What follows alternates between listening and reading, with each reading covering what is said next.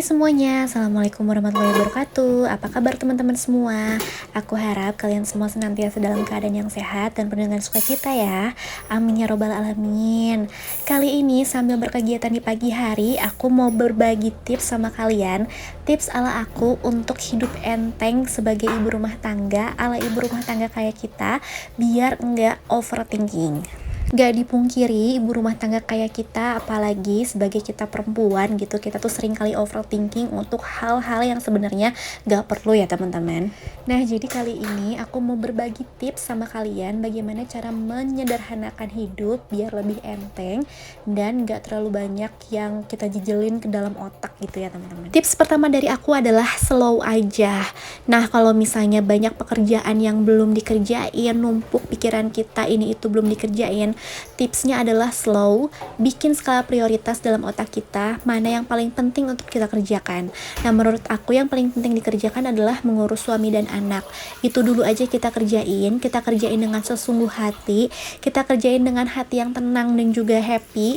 Nah, kalau kayak gitu itu bakal nular ke anak dan suami juga ya, mereka juga ngerasanya vibes di rumah itu positif. Dan kalau misalnya kita udah mengerjakan itu, pelan-pelan kita bisa ngerjain hal yang lain yang tertunda. Nah, kalau misalnya kita ngerjainnya sekaligus tapi dalam kondisi marah-marah, yang ada kerjaan itu pun aku yakin dikerjainnya nggak dengan maksimal ya, tapi ya dengan gitu deh teman-teman ya, dengan marah-marah tuh pasti nggak baik. Sesuatu yang dikerjakan dengan emosi yang buruk itu pasti nggak baik sih.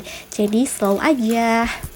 Tips yang kedua dari aku adalah mengecilkan masalah besar, meniadakan masalah kecil, dan jangan bikin masalah. Nah, kadang ya teman-teman, kita sebagai perempuan itu suka gitu ya, yang masalah besar jadi tambah besar, yang kecil jadi tambah besar, yang gak ada masalah pun bisa dijadikan masalah. Nah, itu tuh habit yang perlu kita rubah, karena kalau kita pengen nggak overthinking yang kayak gitu tuh harus kita hilangin deh teman-teman. Kalau misalnya ada masalah yang besar, kita cari jalan keluarnya bareng-bareng sama suami. Terus kalau ada yang misalnya yang masalah sepele gitu, ya udah gitu, let it go aja. Asalkan masalah itu bukan masalah yang urgent, bukan masalah yang melanggar sesuatu yang krusial, melanggar aturan agama, melanggar aturan negara gitu. Kayaknya nggak perlu dipermasalahin yang gimana-gimana deh, slow aja gitu. Dan jangan ngada-ngadain masalah gitu. Kalau misalnya emang nggak ada masalah, ya udah, kita nggak usah overthinking dengan pikiran kita, malah kita nimbulin masalah gitu ya. Nah, dengan kayak gitu malah jadi ngadain masalah, malah masalah yang nggak ada itu malah jadi ada, terus malah jadi besar gitu kan. Itu yang ngebuat kita jadi overthinking. Nah, jadi ya udahlah ya, let it go, slow aja. Tips ketiga dari aku adalah gak usah musingin omongan orang lain, dan gak perlu juga buat kita biar orang lain semuanya suka sama kita ya teman-teman. Nah, yang tugas kita itu cuman gak buat jahat dan selalu berbuat baik sama orang lain. Kalau misalnya respon mereka itu nggak sesuai dengan yang kita harapkan, ya udah ya teman-teman. Ingat, apapun yang di luar kendali kita, yaitu respon orang lain, itu nggak perlu kita pusingin, karena itu jelas di luar kendali kita. Yang kita bisa kendalikan adalah diri kita sendiri, biar kita nggak berbuat jahat dan selalu berbuat baik. Yang keempat adalah set boundaries. Nah, nggak selalu kok teman-teman kalau misalnya kita berbuat baik itu efeknya bakal baik juga ya teman-teman. Bukan respon ya, tapi efek. Nah, kalau misalnya kita berbuat baik tapi membuat orang lain malah jadi keenakan atau kurang ajar sama kita gitu ya. Nah, tugas kita adalah membuat boundaries untuk diri kita sendiri. Kalau misalnya orang lain udah ngelewatin batas yang kita tentuin untuk diri kita, jadi kita bisa stop dia dengan dengan lantang, istilahnya dengan tegas. Kalau misalnya kita nggak bisa digituin gitu. Contohnya, misalnya kita selama ini dengan senang hati menyediakan dan membuka rumah kita untuk kumpul-kumpul teman-teman ya. Nah, tapi sometimes kita tuh pengen rumah kita tuh pengen quality time gitu sama keluarga, dan kita nggak bisa untuk nerima tamu, yaitu teman-teman kita itu, dan kita bilang sama teman-teman kita, aduh, untuk kali ini jangan di rumah aku deh, kita lagi quality time nih sama keluarga, misalnya gitu.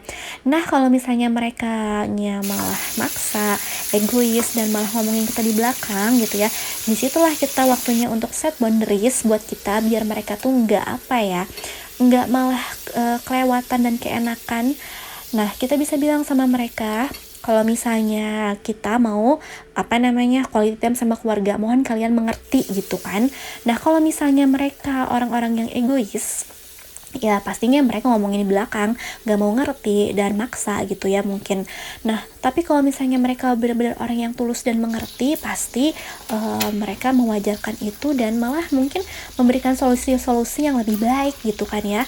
Jadi kita di situ perlu memasang benang merah untuk diri kita sendiri, mana yang nggak boleh dilewati sama orang lain.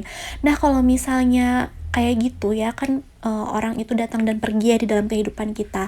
Kalau misalnya circle-nya ternyata mereka itu ternyata egois, ya fungsinya kita bikin boundaries juga bisa bikin filter circle kita mana aja yang sebenarnya mereka tulus, mana yang enggak gitu. Ngapain juga kita bertahan dengan circle yang egois, yang seperti itu, yang negatif ya teman-teman, yang toxic gitu istilahnya. Nah, dengan setting boundaries itu kita bisa ngelihat gitu mana aja orang yang tulus, mana yang enggak. Tips berikutnya dari aku adalah jangan takut untuk nolak. Nah, untuk orang-orang yang gak enakan kayak aku, contohnya pasti di antara kalian juga ada ya yang sama kayak aku, orang yang gak enakan gitu. Nah, kita tuh jangan takut untuk nolak teman-teman. Hal yang mungkin kita yang rasa kita bikin bakal orang lain kecewa karena kita nolak, itu sebenarnya nggak apa-apa banget kok, asalkan bukan hal yang jahat gitu ya, nggak apa-apa. Misalnya teman-teman kita tuh ngajakin kita nongkrong gitu ya, sedangkan kita nggak bisa nih, kita ada anak yang perlu diurus hari ini, padat banget untuk ngurus anak kita harus ini harus itu gitu ya. Terus mereka bilang, misalnya teman-teman kita bilang, gue juga sama kok punya anak tapi bisa nih ngumpul gitu kan. Nah, di situ kita bisa kok bilang gitu ya, nggak bisa, kondisi gue emang bener-bener gak bisa gitu, tolong kalian ngerti. Nah, itu nggak apa-apa banget kok teman-teman, jangan takut orang lain kecewa, karena kalau misalnya orang lain itu ngerti, balik lagi ya, pasti mereka bakal menerima gitu alasan kita, dan tahu gitu, dewasa. Setiap orang itu punya kesibukannya masing-masing, punya urusannya dan juga kebutuhannya masing-masing, pasti mereka tuh bakal ngerti. Nah, kalau misalnya circle kita nggak mau ngerti atau malah jadi ngejauhin kita, ya udah gitu, let it go. Jauhin circle kayak gitu karena nggak baik juga buat kita ya teman-teman. Tips yang berikutnya dari aku adalah jangan FOMO. Fear of missing out di sini adalah yang negatif ya maksudnya. Nah, kadang FOMO itu bikin kita tuh overthinking ya teman-teman.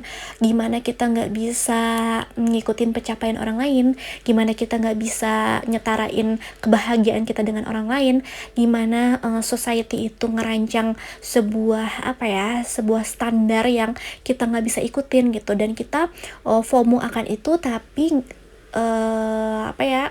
kita secara fisik atau kondisi nggak bisa ngikutin itu gitu. Nah teman-teman, kondisi setiap orang itu berbeda, kondisi kesehatan, kondisi keluarga, kondisi kesibukan, keuangan, pokoknya banyak, itu nggak sama ya teman-teman. Jadi kita nggak bisa menstandarisasi semuanya dan FOMO untuk ngikutin standar yang ada gitu. Misalnya gitu ya teman-teman, misalnya pada zaman ini deh, sulam alis gitu, atau sulam alis atau extension bulu mata gitu ya. Orang-orang semuanya, hampir cewek-cewek itu pada hair extension bulu mata dan sulam alis gitu. Tapi aku di sini nggak nyaman untuk ngelakuin itu, dan suami aku pun nggak suka gitu untuk aku melakukan hal itu gitu. Nah, kalau misalnya kita lihat tren yang ada gitu, kalau misalnya kita ngeliat tuh rasanya kita tuh ketinggalan zaman banget ya gitu, nggak ngikutin itu gitu. Jadi ya udah teman-teman, kalau misalnya kita ngerasa itu nggak butuh dan kita nggak nyaman dengan hal itu, nggak usah diikutin gitu, nggak usah si FOMO itu kita kejar-kejar terus gitu ya. Kita kejar-kejar terus sampai kita tuh overthinking gitu, padahal kebahagiaan orang lain tuh beda-beda. Kalau misalnya orang lain happy untuk sulam alis dan extension bulu mata, aku happy untuk misalnya apa ya, untuk sekedar maskeran di rumah gitu. Bahagianya tuh takaran bahagianya orang kan beda-beda, jadi nggak bisa disamain. Nah, kalau misalnya kalian ngerasa harus terus-terusan ngikutin zaman, itu nggak akan ada habisnya teman-teman. Ikutin aja apa kebahagiaan kalian, kebahagiaan keluarga kalian, apa yang kalian butuh, apa yang kalian mau. Itu ikutin aja, nggak usah ikut-ikutin zaman, karena itu nggak akan ada habisnya. Tips yang terakhir dari aku adalah jejelin otak kita dengan hal-hal yang positif. Nah, yang masuk ke otak kita itu kan bisa dari penglihatan, pendengaran, dan perasa ya teman-teman. Jadi apa yang kita lihat, yang kita dengar, dan yang kita rasa itu harus hal-hal yang positif. Banyak ya contohnya, misalnya nonton podcast yang positif, yang memotivasi, terus juga baca buku atau apapun yang bisa nambah skill kita gitu ya. Jangan kita memasukkan dampak-dampak negatif, misalnya nonton-nonton hal yang bikin kita ngerasa bersyukur, kita ngerasa nggak cukup gitu ya. Jangan ya teman-teman, dengan begitu pasti kita bakal overthinking. Nah, oke deh, itu dia beberapa tips dari aku biar kita tuh lebih enteng otaknya sebagai ibu rumah tangga dan menjalankan tugas kita dengan lebih happy ya teman-teman. Semoga video ini bermanfaat dan semoga kita bisa jadi orang-orang yang selalu bersyukur dan selalu berpikiran positif ya teman-teman. Aku rasa sekian dulu video dari aku. Semoga tips yang aku bagikan ini, tips ala aku ini bisa bermanfaat buat kalian, dan juga ini juga sebagai ini ya, sebagai pengingat untuk aku untuk terus berbuat hal yang positif dan juga enggak overthinking ya teman-teman. Terima kasih yang udah nonton, sampai jumpa di video selanjutnya. Wassalamualaikum warahmatullahi wabarakatuh. Dadah.